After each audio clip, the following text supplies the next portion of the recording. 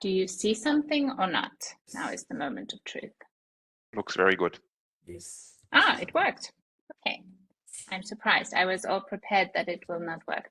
Okay, so as Chris already introduced, we have been working on this problem of automating the chemical ontology classification using machine learning. So we were starting with this with various different types of model. And at some point, I don't remember exactly, maybe 5 years ago, we found that the transformer-based architecture was the most performant at that time. And this is the architecture that's illustrated here, which is taken from one of our papers. And the basic idea is that you extract your training data from the ontology, and then you combine a kind of pre-training step, which uses a bigger data set also assembled from PubChem, but in a self-supervised fashion, no labels. And then you fine-tune the model to predict the chemical ontology classes using this ontology training data. And then, of course, you evaluate.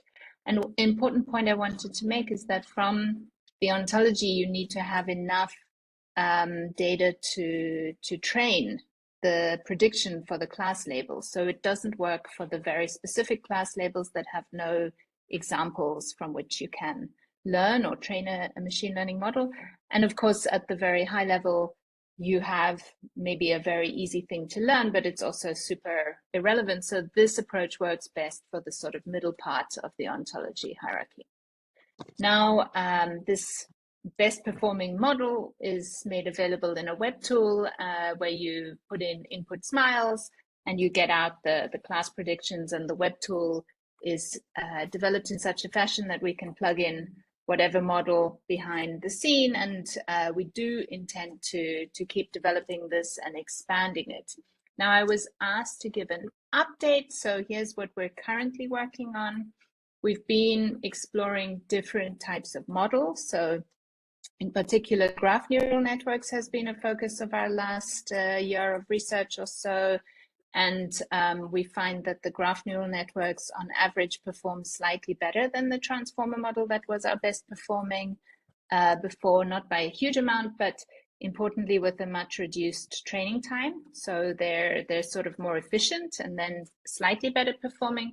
We still need to go and really look at, in all cases, when you switch model type, you get some classes that perform better and maybe other classes that perform slightly less well. And indeed, as Chris said, our idea all along was to kind of work out how we can have a really high performing ensemble, even within the machine learning approaches, because we see that different architectures and different model types do perform better or worse on different classes.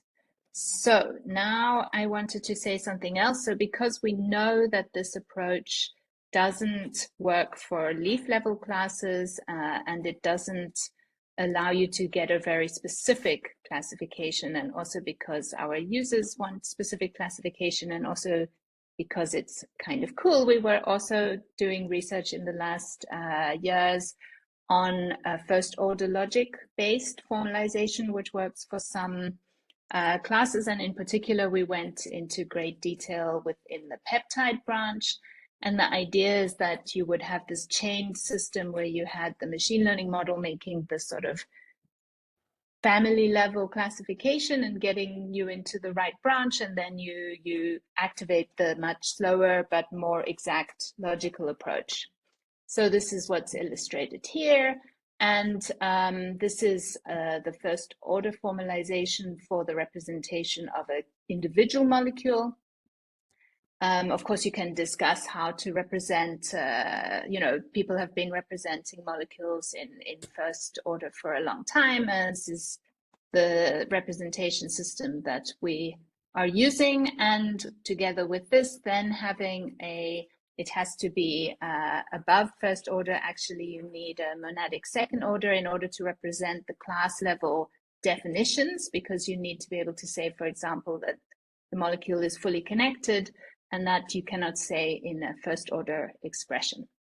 But with this formalism, and apologies, the slides are not very exactly tuned to the audience. So you see a lot of logic, which I will not explain. But the point that I want to make is that with this formalism, we have been able to better subdivide and classify the peptide branch of Chebi, which actually within Chebi is not very well classified because they have a kind of mix of very detailed classifications together with some classes such as peptide, which are just containing a whole lot of molecules which actually should belong to the more detailed classes, but haven't been manually classified into the more detailed classes.